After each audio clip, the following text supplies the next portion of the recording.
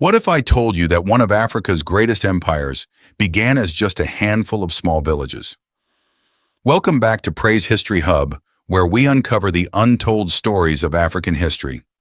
Today we're exploring the early development of the Benin Empire, how a collection of scattered settlements grew into one of the most organized and powerful kingdoms in pre-colonial West Africa.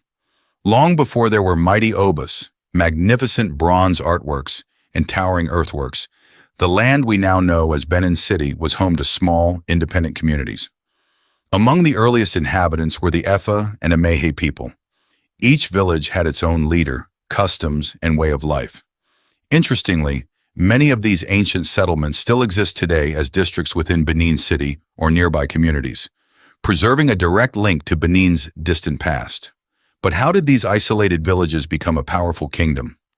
The answer lies in population growth, cooperation, technology, and migration. As the population increased, families expanded, and villages grew larger. Fertile land and abundant natural resources attracted more people, bringing neighboring communities into closer contact. Instead of remaining isolated, many villages gradually united, forming larger and more complex settlements. Over time, these settlements evolved into what would become the heart of the Benin Kingdom, Benin City.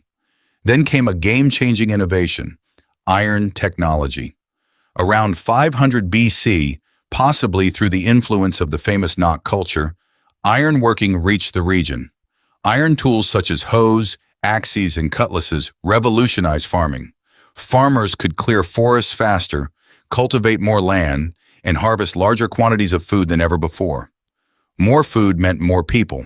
More people meant larger communities. And larger communities needed better leadership. Agricultural surplus also transformed the economy. Instead of producing only enough to survive, communities now had extra food to exchange. Trade flourished as people exchanged crops, tools, pottery, and other goods. This growing commerce strengthened relationships between neighboring settlements and encouraged even greater unity. Migration further accelerated Benin's development.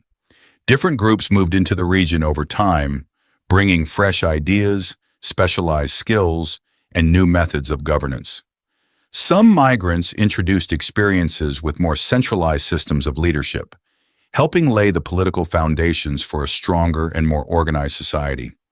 As villages merged, trade expanded, and the population continued to grow, the old system of independent village leadership became less effective. A more centralized form of government gradually emerged, paving the way for the institution of Ogieship, the system that would eventually evolve into the famous Ogiso Dynasty, the first dynasty of Benin rulers. This transformation did not happen overnight. It took centuries of innovation, cooperation, and adaptation. Yet these early developments laid the foundation for one of Africa's most remarkable civilizations, a kingdom renowned for its sophisticated administration, military strength, engineering achievements, and world-famous bronze artistry. In our next episode, we'll uncover the fascinating story of the Ogiso Dynasty, the mysterious kings of the sky, who ruled Benin long before the Obus. Who were they? How did they govern? And why did their dynasty eventually come to an end? You won't want to miss it.